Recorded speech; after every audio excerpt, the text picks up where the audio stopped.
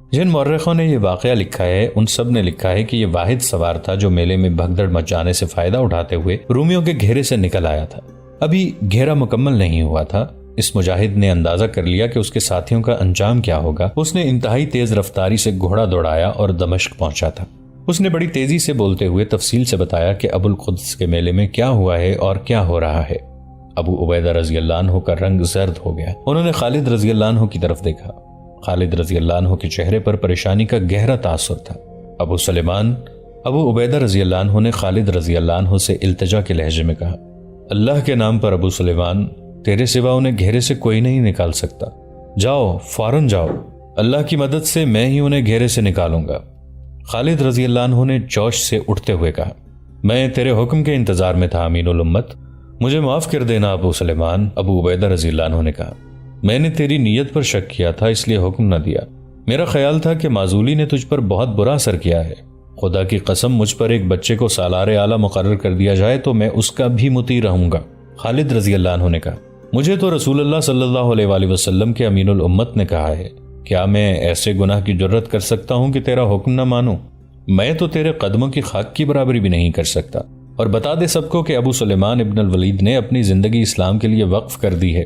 مورخ واقدی اور طبری لکھتے ہیں کہ ابو عبیدہ رضی اللہ عنہ کی آنکھوں میں آنسو آ گئے اور کچھ دیر ابن الولید رضی اللہ عنہ کو دیکھتے رہے۔ تجھ پر اللہ کی رحمت ہو، ابو عبیدہ رضی اللہ عنہ نے کہا۔ جا ابو سلیمان، اپنے بھائیوں کی جانیں بچا۔ تاریخوں میں ایسی تفصیلات نہیں ملتی کہ خالد رضی اللہ عنہ اپنے ساتھ کتنے سو یا کتنے ہزار سوار لے کر گئے تھے۔ باقی حالات مختلف تاریخوں میں بیان کیے گئے ہیں۔ خالد رضی اللہ عنہ نے برہنہ مجاہد زرار بن الازور کو ساتھ لے لیا تھا اور ان دونوں کے پیچھے مسلمان رسالہ سرپٹ گھوڑے دوڑاتا جا رہا تھا۔ خالد رضی اللہ عنہ اور زرار رضی اللہ عنہ تو گرے ہوئے مجاہدین کی مدد کو چلے گئے۔ پیچھے ابو عبیدہ رضی اللہ عنہ کی حالت بگڑ گئی۔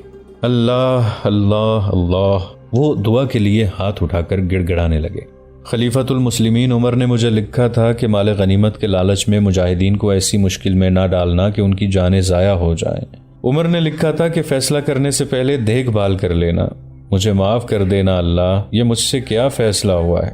میں نے ایک عیسائی کی بات کو سچ مانا اور میں نے ایک کم سن لڑکے کو 500 سواروں کی کمان دے دی اور اسے اتنا بھی نہ کہا کہ وہ اپنے دستے کو دور روک کر ہدف کی دیکھ بھال ضرور کر لے۔ ابو عبیدہ رضی اللہ عنہ کے رفیق سالار انہیں تسلیاں دیتے رہے، لیکن ابو عبیدہ رضی اللہ عنہ جو 500 قیمتی سواروں کو اپنی لغزش کی بھٹی میں جھونک دیا تھا اس پر مطمئن نہیں تھے۔ خالد اور زرار رضی اللہ عنہم اپنے سواروں کے ساتھ انتہائی رفتار سے ابو القدس پہنچ گئے۔ وہاں مجاہدین کی حالت بہت بری تھی۔ خالد رضی اللہ عنہ کے حکم سے ان کے سواروں نے تکبیر کے نعرے لگانے شروع کر دیے۔ ان نعروں سے ان کا مقصد یہ تھا کہ گھیرے میں آئے ہوئے مسلمان سواروں کی حوصلہ افزائی ہو اور رومیوں پر دہشت طاری ہو۔ اس کے بعد خالد رضی اللہ عنہ نے اپنا نعرہ بلند کیا، انا فارس الضدید، انا خالد بن ولید۔ رومیوں نے پہلے مارکوں میں یہ نعرہ سنا تھا۔ اس نعرے کے ساتھ ہی مسلمانوں نے انہیں جس حالت میں کاٹا اور بگایا تھا اسے تو وہ باقی عمر نہیں بھول سکتے تھے۔ رومی سوار اپنے نرغے میں لیے ہوئے مسلمانوں کو تو بھول ہی گئے۔ خالد رضی اللہ عنہ نے اپنے سواروں کو پھیلا کر برق رفتار حملہ کرایا تاکہ رومیوں کو آمنے سامنے کی لڑائی کی ترتیب میں آنے کی مہلت ہی نہ ملے۔ خالد رضی اللہ عنہ کو اپنی ایک کمزوری کا احساس تھا۔ وہ دمشق سے گھوڑوں کو دوڑاتے ہوئے ابو القدس تک پہنچے تھے۔ گھوڑے تھک گئے تھے، ان کے جسموں سے پسینہ ٹپک رہا تھا۔ خالد رضی اللہ عنہ کی کوشش یہ تھی کہ رومیوں کو جلدی بگایا جائے ورنہ گھوڑے جواب دے جائیں گے۔ زرار رضی اللہ عنہ بن الازور نے اپنا وہی کمال دکھایا جس پر وہ رومیوں میں مشہور ہو گئے تھے۔ انہوں نے اپنے خود زرہ اور اپنی قمیض بھی اتار پھینکی اور رومیوں پر ٹوٹ پڑے۔ رومی سوار اتنی آسانی سے پیچھے ہٹنے والے نہیں تھے۔ وہ اپنے نرغے میں لیے ہوئے مسلمان سواروں میں سے کئی ایک کو شہید اور زیادہ تر کو شدید زخمی کر چکے تھے۔ ان میں جو بچ گئے تھے انہیں خالد رضی اللہ عنہ کے آ جانے سے نیا حوصلہ ملا۔ رومی خالد رضی اللہ عنہ اور زرار رضی اللہ عنہ کے سواروں کے مقابلے کے لیے مڑے تو پیچھے سے ان کے بچے کچے سواروں نے ان پر حلہ بول دیا جو کچھ دیر پہلے تک ان کے نرغے میں آئے ہوئے تھے۔ مارکا خونریز اور تیز تھا۔ اب رومی گھیرے میں آ گئے تھے، ان کی تعداد زیادہ تھی۔ وہ سکڑتے تھے تو ان کے گھوڑوں کو کھل کر حرکت کرنے کی جگہ نہیں ملتی تھی۔ مسلمان سواروں نے انہیں بری طرح کاٹا اور زیادہ وقت نہیں گزرا تھا کہ رومی سوار مارکے سے نکل کر بھاگنے لگے۔ آخر وہ اپنی بہت سی لاشوں اور شدید زخمیوں کو پیچھے چھوڑ کر بھاگ گئے۔ ان مسلمان سواروں کا جانی نقصان کچھ کم نہ تھا جو رومیوں کے گھیرے میں لڑتے رہے تھے۔ خالد رضی اللہ عنہ نے حکم دیا کہ میلے کا سامان اکٹھا کیا جائے۔ انہوں نے بہت سے مجاہدین کو زخمیوں اور لاشوں کو اٹھانے پر لگا دیا۔ خالد رضی اللہ عنہ کی اپنی یہ حالت تھی کہ ان کے جسم پر کئی زخم آئے تھے اور ان کے کپڑے خون سے سرخ ہو گئے تھے۔ انہیں ان زخموں کی جیسے پرواہ ہی نہیں تھی۔ زخم خالد رضی اللہ عنہ کے لیے کوئی نئی چیز نہیں تھی۔ ان کے جسم پر اس وقت تک اتنے زخم آ چکے تھے کہ مزید زخموں کی جگہ ہی نہیں تھی۔ خالد رضی اللہ عنہ واپس دمشق آ گئے۔ وہ جو مال غنیمت لائے تھے وہ بہت زیادہ اور قیمتی تھا۔ زخمی ہو کر گرنے والے اور مرنے والے رومیوں کے سینکڑوں گھوڑے بھی ان کے ساتھ تھے، مگر اس مال غنیمت کے لیے بڑی قیمتی جانوں کی قیمت دی گئی تھی۔ ابو عبیدہ رضی اللہ عنہ کو اس جانی نقصان کا بہت افسوس تھا، البتہ انہیں یہ دیکھ کر اطمینان ہوا کہ خالد رضی اللہ عنہ نے اپنے خلاف یہ شک دور کر دیا تھا کہ معزولی کی وجہ سے ان میں پہلے والی دلچسپی اور جوش و خروش نہیں رہا۔ خالد رضی اللہ عنہ نے اپنا جسم زخمی کروا کے یہ ثابت کر دیا تھا کہ معزولی کا ان پر ذرا سا بھی اثر نہیں ہوا۔ ابو عبیدہ رضی اللہ عنہ نے مال غنیمت کا 5واں حصہ خلافت کے لیے مدینہ بھیجا اور اس کے ساتھ عمر رضی اللہ عنہ کو پوری تفصیل لکھی کہ انہوں نے کیا کارروائی کی تھی، اس سے کیا صورتحال پیدا ہوئی اور خالد رضی اللہ عنہ نے کیا کارنامہ کیا۔ مورخ لکھتے ہیں کہ ابو عبیدہ رضی اللہ عنہ نے خالد رضی اللہ عنہ کی بے تحاشا تعریف لکھی۔ ہر محض سے اور ہر میدان سے رومی پسپا ہو رہے تھے۔ رومیوں کا شہنشاہ ہرقل انطاکیہ میں تھا۔ اس کے ہاں جو بھی قاصد آتا وہ ایک ہی جیسی خبر سناتا تھا۔ اس قلعے پر بھی مسلمانوں کا قبضہ ہو گیا، فلاں میدان سے بھی اپنی فوج پسپا ہو گئی ہے، مسلمان فلاں طرف پیش قدمی کر گئے ہیں، ہمارے فلاں شہر کے لوگوں نے مسلمانوں کو جزیہ دینا قبول کر لیا ہے۔ ہرقل کے کانوں میں اب کوئی اور بات پڑتی ہی نہیں تھی، نیند میں بھی وہ یہی خبریں سنتا ہوگا۔ اس کے وزیر، مشیر اور سالار وغیرہ اب اس کے سامنے شکست کا کوئی پیغام لے کر جانے سے ڈرتے تھے، لیکن انہیں اس کے سامنے جانا پڑتا تھا اور اس کے ساتھ شکست کی باتیں کرنی اور سننی پڑتی تھی۔ وہ انطاکیہ کی ایک شام تھی۔ انطاکیہ کی شامیں حسین ہوا کرتی تھی۔ یہ شہر سلطنت روما کا ایک اہم اور بارونق شہر تھا۔ روم کے اعلیٰ حکام، امراء اور وزراء یہاں رہتے تھے۔ اب تو کچھ عرصے سے شہنشاہ روم ہرقل نے اسے عارضی دارالحکومت اور فوجی ہیڈ کوارٹر بنا لیا تھا۔ رومی جنگجو تھے۔ اس دور میں ان کی سلطنت دنیا کی سب سے وسیع اور مستحکم سلطنت تھی۔ استحکام کی وجہ یہ تھی کہ روم کی فوج اسلحے کی برتری اور نفری کی افراد کے لحاظ سے اپنے دشمنوں کے لیے دہشت ناک تھی۔ اس فوج نے اور اس کے سالاروں اور دیگر اعلیٰ حکام نے انطاکیہ کو پر رونق شہر بنا رکھا تھا۔ عیش و عشرت کا ہر سامان موجود تھا۔ وہاں قہبہ خانے تھے، رقص اور نغمے تھے اور وہاں نسوانی حسن کی چلتی پھرتی نمائش لگی رہتی تھی۔ وہاں شامیں مسکراتی اور راتیں جاگتی تھیں، لیکن اب انطاکیہ کی شامیں اداس ہو گئی تھیں۔ فوجی یہاں آتے جاتے رہتے تھے۔ جب کوئی نیا دستہ آتا تھا تو قہبہ خانوں کی رونقیں بڑھ جاتی تھیں اور چلتی پھرتی طوائفوں میں اضافہ ہو جایا کرتا تھا۔ مگر انطاکیہ میں باہر سے جو فوجی آتے تھے وہ زخمی ہوتے تھے، اور جو زخمی نہیں ہوتے تھے ان کے چہروں پر مردنی چھائی ہوئی ہوتی تھی۔ ہر فوجی شکست کی تصویر بنا ہوتا تھا۔ ان کی چال میں اور ان کے چہروں پر شکست صاف نظر آتی تھی۔ غیر عورتیں ان کے قریب کیوں آئیں؟ غیر عورتیں ان کے قریب کیوں آتی؟ ان کی اپنی بیویاں انہیں اچھی نگاہوں سے نہیں دیکھتی تھیں۔ ان رومی فوجیوں نے روم کی جنگی روایات کو توڑ دیا تھا، قیصر روم کی عظمت کو پامال کر دیا تھا۔ انطاکیہ میں جو رومی عورتیں تھیں انہوں نے ہرقل کو بھی نہیں بخشا تھا۔ وہ شام انطاکیہ کی افسردہ شاموں میں سے ایک شام تھی۔ ہرقل شاہی بگھی پر کہیں سے آ رہا تھا۔ اس کے آگے 8 گھڑ سوار شاہانہ چال چلتے آ رہے تھے۔ ان کے سوار ہرقل کے محافظ تھے۔ ان سواروں کی شان نرالی تھی۔ ان کے ہاتھوں میں برچیاں تھیں جن کی انیاں اوپر کو تھیں اور ہر برچی کی انی سے ذرا نیچے ریشمی کپڑے کی ایک ایک جھنڈی تھی۔ بگھی کے پیچھے بھی 8-10 گھوڑ سوار تھے۔ ایک شور اٹھا، شہنشاہ کی سواری آ رہی ہے۔ لوگ اپنے شہنشاہ کو دیکھنے کے لیے راستے کے دونوں طرف کھڑے ہو گئے۔ ان میں عورتیں بھی تھیں۔ عورتیں عموماً اپنے دروازوں کے سامنے یا منڈیروں پر کھڑی ہو کر اپنے شہنشاہ کو گزرتا دیکھتی تھیں، لیکن اس شام چند ایک عورتیں ہرقل کے راستے میں آ گئیں۔ اگلے 2 سوار محافظوں نے گھوڑا دوڑاتے اور عورتوں کو راستے سے ہٹانے لگے، لیکن عورتیں غل مچانے لگیں کہ وہ اپنے شہنشاہ سے ملنا چاہتی ہیں۔ 2 اور سوار آگے بڑھے کیونکہ عورتیں پیچھے نہیں ہٹ رہی تھیں۔ ہرقل کی بگھی ان تک پہنچ گئی۔ وہ عورتوں کو دیکھ رہا تھا۔ اس نے بگھی رکوا لی اور اتر آیا۔ چھوڑ دو انہیں، ہرقل نے گرج جیسی آواز میں کہا۔ انہیں مجھ تک آنے دو۔ وہ آگے گیا اور عورتوں نے اسے گھیر لیا۔ وہ سب بول رہی تھیں۔ میں کچھ نہیں سمجھ رہا، ہرقل نے بلند آواز سے کہا۔ کوئی ایک بولو، میں سنوں گا۔ شہنشاہ روم ایک عورت بولی۔ تو کچھ نہیں سمجھے گا۔ جس نے سلطنت روم کی تباہی برداشت کر لی ہے وہ غیرت والی عورت کی بات نہیں سمجھے گا۔ ایک اور عورت نے کہا، ہم سب رومی ہیں، ہم مقامی نہیں۔ یہاں کی عورتیں تیرے راستے میں نہیں آئیں گی۔ رومی چلے جائیں، عرب کے مسلمان آ جائیں، انہیں کیا؟ بے عزتی تو ہماری ہو رہی ہے، بے عزتی روم کی ہو رہی ہے۔ اب آگے بولو، ہرقل نے کہا۔ جو کہنا ہے وہ کہو۔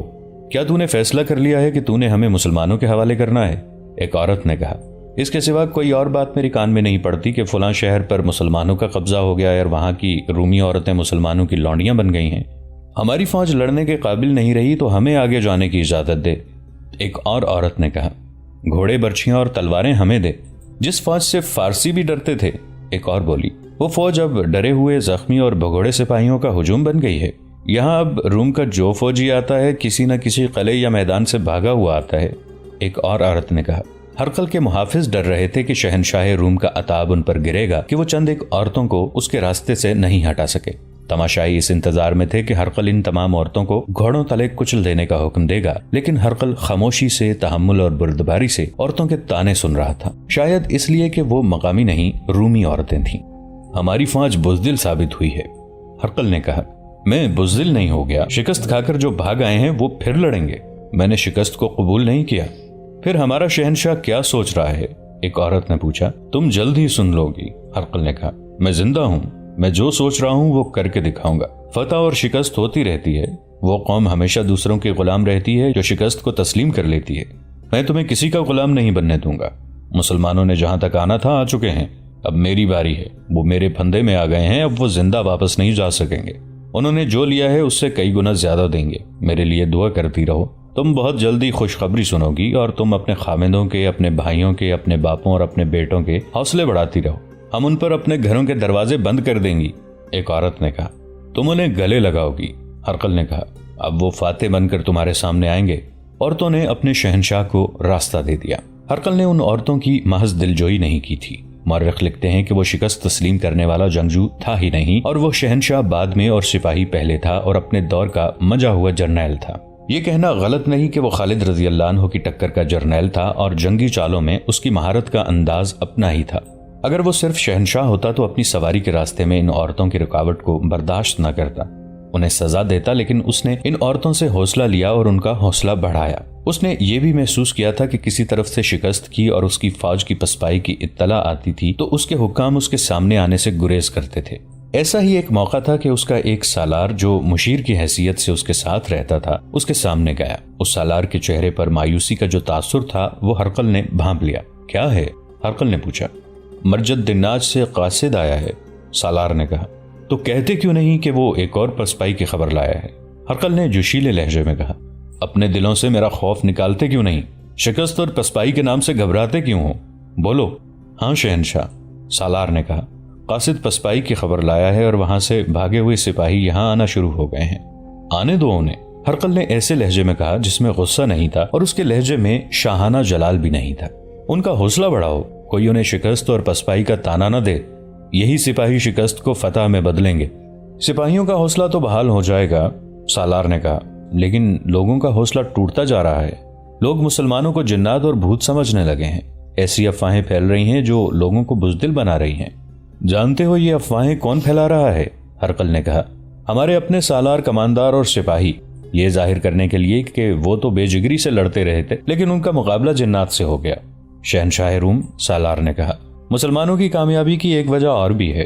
ہمارے جس شہر کے لوگ ان سے صلح کا معاہدہ کر لیتے اور جزیہ ادا کرتے ہیں، ان کے ساتھ مسلمان بہت اچھا سلوک کرتے ہیں۔ ان کی عورتوں اور ان کی جوان لڑکیوں کی طرف آنکھ اٹھا کر بھی نہیں دیکھتے، ان کے جان و مال کی حفاظت کرتے ہیں، ان کے مذہب کا بھی احترام کرتے ہیں۔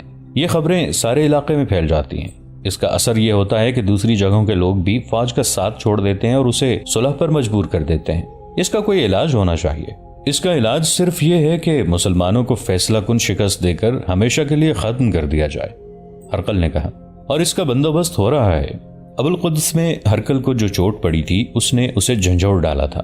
اسے اس مارکے کی تفصیلی اطلاع ملی تھی۔ ابو عبیدہ رضی اللہ عنہ ایک غلطی کر بیٹھے تھے۔ رومی خوش تھے کہ مسلمانوں کا ایک دستہ تو پھندے میں آیا، لیکن خالد رضی اللہ عنہ اور زرار رضی اللہ عنہ نے بر وقت پہنچ کر نہ صرف رومیوں کا پھندا توڑ ڈالا تھا بلکہ انہیں بے شمار جانی نقصان پہنچا کر مال غنیمت سے مالا مال ہو کر لوٹے تھے۔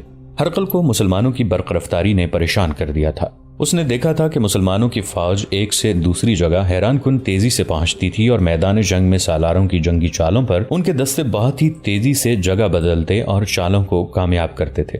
اس کے بعد ہرقل نے جیسے راتوں کو سونا بھی چھوڑ دیا تھا۔ اس نے اسی روز اپنی سلطنت کے دور دراز گوشوں تک قاصد دوڑا دیے تھے۔ اس نے حکم یہ بھیجا تھا کہ زیادہ سے زیادہ فوجی دستے انطاکیہ بھیج دیے جائیں۔ وہ سلطنت کی تمام تر فوج تو اکٹھی نہیں کر سکتا تھا، ہر جگہ فوج کی ضرورت تھی۔ اس نے اتنے دستے مانگے تھے جن کے آ جانے سے کسی بھی جگہ کا دفاع کمزور نہیں ہوتا تھا۔ جن علاقوں سے دستے آئے ان میں شمالی شام، یورپ کے چند شہر اور جزیرے شامل تھے۔ ہرقل نے اپنے حکم میں کہا تھا کہ دستے بہت تیزی سے آئیں۔ جب یہ آنے لگے تو ان میں بعض کو انطاکیہ میں رکھا گیا اور دوسروں کو دریائے اردن کے مغربی کنارے سے ذرا ہی دور ایک مقام بیسان پر بھیج دیا گیا۔ ہرقل نے اپنے مشیروں اور سالاروں کو بلایا۔ ان میں سقلار، شنس اور تھیوڈوروس خاص طور پر قابل ذکر ہیں۔ ان تینوں کو محاذوں سے بلایا گیا تھا۔ ہرقل نے ان سب کو بتایا کہ مسلمانوں کو فیصلہ کن شکست دینے کے لیے اس نے کیا بندوبست کیا ہے اور سالاروں نے کیا کرنا ہے۔ تم نے دیکھ لیا ہے کہ مسلمان کس طرح لڑتے ہیں، اس نے کہا۔ شکست اور پسپائیوں سے تمہیں بددل نہیں ہونا چاہیے، ان سے تمہیں تجربہ حاصل ہوا ہے۔ اگر تم نے کچھ نہیں سیکھا تو تمہارے لیے یہی ایک راستہ ہے، جاؤ اور مسلمانوں کی اطاعت قبول کر لو۔ قیصر روم کی عظمت کو مسلمانوں کے قدموں میں ڈال دو اور صلیب کو بحرہ روم میں پھینک کر مسلمانوں کے مذہب میں داخل ہو جاؤ۔ تمہیں اپنی جانیں، اپنی بیویاں اور اپنے مال اموال زیادہ عزیز ہیں۔ اسی کا نتیجہ ہے کہ عرب کے لٹیروں کا ایک گروہ تمہیں شکست پہ شکست دیتا چلا جا رہا ہے۔ سب پر سناٹا طاری ہو گیا۔ ہرقل کی نگاہیں ہر ایک پر گھوم گئیں۔ شہنشاہ روم، اس کے سالار تھیوڈوروس نے سکوت توڑا۔ ہم پیچھے ہی نہیں ہٹتے آئیں گے۔ میں اپنے متعلق کہہ سکتا ہوں کہ میں آپ کے پاس زندہ آیا تو شکست کھا کر نہیں آؤں گا۔ اگر میں نے شکست کھائی تو میری لاش بھی یہاں نہیں آئے گی۔ اس ایک سالار کے بولنے سے نہ صرف سناٹا ٹوٹا بلکہ سب میں جو تناؤ پیدا ہو گیا تھا وہ بھی ٹوٹ گیا۔ سب نے ہرقل کو یقین دلایا کہ انہیں سلطنت روم سے زیادہ کوئی اور چیز عزیز نہیں۔ میں نے مسلمانوں کو یہیں پر ختم کرنے کے لیے جو بندوبست کیا ہے وہ ناکام نہیں ہو سکتا۔ ہرقل نے کہا، اب تک ہماری فوج مختلف جگہوں پر ڈٹ کر لڑتی رہی ہے۔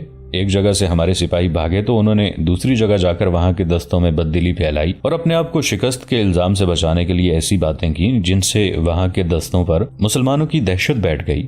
اب میں فوج کو یکجا کر کے لڑاؤں گا۔ تم نے دیکھا ہے کہ میں نے کہاں کہاں سے دستے منگوائے ہیں اور کس قدر لشکر جمع ہو گیا ہے۔ میری نظر دمشق پر ہے، لیکن ہم دمشق پر حملہ نہیں کریں گے، نہ اس کا محاصرہ کریں گے۔ ہم دمشق سے دور چھوٹی چھوٹی لڑائیاں زیادہ نفری کے دستوں سے لڑا کر مسلمانوں کے رسد کے وہ راستے بند کر دیں گے جو عرب سے دمشق کو جاتے ہیں۔ ہم دمشق یا اس کے گرد و نواح میں کوئی لڑائی نہیں کریں گے، بلکہ مسلمان تنگ آ کر لڑنا چاہیں تو بھی ہم انہیں نظر انداز کریں گے۔ ہم ان کے لیے ایسے حالات پیدا کر دیں گے کہ وہ لڑنے کے قابل رہ ہی نہ جائیں۔ انہیں نہ کہیں سے رسد پہنچ سکے گی نہ کمک۔ شہر کے لوگ یہ قحط سے تنگ آ کر انہیں دمشق چھوڑنے پر مجبور کر دیں گے۔ اگر وہ دمشق سے نکل گئے تو ہم کہیں بھی ان کے قدم جمنے نہیں دیں گے۔ یہ بھی خیال رکھو کہ ہماری فوجوں کا اجتماع ایسے خفیہ طریقے سے ہو رہا ہے کہ مسلمانوں کو اس کی خبر تک نہیں ہوگی۔ ہرقل کا تو یہ خیال تھا کہ اس کے لشکر کا اجتماع خفیہ رکھا گیا ہے، لیکن مسلمانوں کے سالار اعلیٰ ابو عبیدہ رضی اللہ عنہ کے ساتھ خالد رضی اللہ عنہ تھے۔ انہوں نے نہایت مضبوط اور تیز جاسوسی نظام ترتیب دیا تھا۔ ابو عبیدہ نے خالد بن ولید کو سوار دستے کا سالار بنا رکھا تھا اور اس کے ساتھ ہی انہیں اپنا مشیر بھی سمجھتے تھے۔ مورخوں کے مطابق ابو عبیدہ سالاری کی مہارت رکھتے تھے اور جنگی امور کو بھی پوری اچھی طرح سمجھتے تھے، لیکن ان میں وہ تیز رفتاری نہیں تھی جو خالد رضی اللہ عنہ میں تھی۔ خالد رضی اللہ عنہ اپنے فیصلوں میں بڑے خوفناک قسم کے خطرے بھی مول لے لیا کرتے تھے۔ خالد رضی اللہ عنہ جاسوسی اور دیکھ بھال کے نظام پر زیادہ توجہ دیا کرتے تھے۔ اب یہ ان کی ذمہ داری ہی نہیں رہی تھی، کیونکہ یہ ذمہ داری سالار اعلیٰ کی تھی اور خالد رضی اللہ عنہ دوسرے سالاروں کی طرح عام قسم کے سالار نہیں تھے۔ لیکن اپنی معزولی کے باوجود وہ اپنے فرائض سے بے انصافی گوارا نہیں کرتے تھے۔ انہوں نے جاسوسی کے نظام پر پہلے کی طرح توجہ دیے رکھی۔ اسی کا نتیجہ تھا کہ مسلمان جاسوس رومیوں کی سلطنت کے دور اندر تک چلے گئے تھے۔ ایک روز ایک جاسوس آیا، وہ بہت دور سے آیا تھا۔ اس نے بتایا کہ رومیوں کا ایک لشکر بحرہ روم کے راستے کشتیوں پر آیا ہے۔ اس جاسوس نے اپنے ان جاسوسوں سے رابطہ کیا جو آگے تک گئے ہوئے تھے۔ وہ ان سب کی اطلاع لے کر بڑی ہی تیز رفتار سے دمشق پہنچا اور یہ اطلاع دی کہ رومیوں نے کم و بیش 1,00,000 نفری کا لشکر دریائے اردن کے مغرب میں جمع کر لیا ہے۔ تاریخ کے مطابق بیسان کے مقام پر دسمبر 634 عیسوی کے آخری اور ذیقعد 13 ہجری کے پہلے ہفتے میں رومیوں کی فوج کا یہ اجتماع ہوا تھا۔ جاسوس نے اپنے اندازے کے مطابق اس لشکر کی تعداد 1,00,000 بتائی تھی۔ اصل میں رومی فوج کی تعداد 80,000 تھی۔ اتنی بڑی تعداد اکٹھی کرنے کا مطلب یہی لیا جا سکتا تھا کہ رومی بہت بڑی جنگی کارروائی کرنا چاہتے ہیں۔ دوستو، آج کے لیے اتنا ہی۔ اسی کہانی کی اگلی قسط کے ساتھ بہت جلد حاضر ہوں گے۔ نیچے کامنٹ سیکشن میں اپنی رائے کا اظہار ضرور کیجیے گا۔ ہمارے اس چینل کو سبسکرائب کر کے نیچے موجود بیل آئیکن کو بھی ضرور کلک کیجیے گا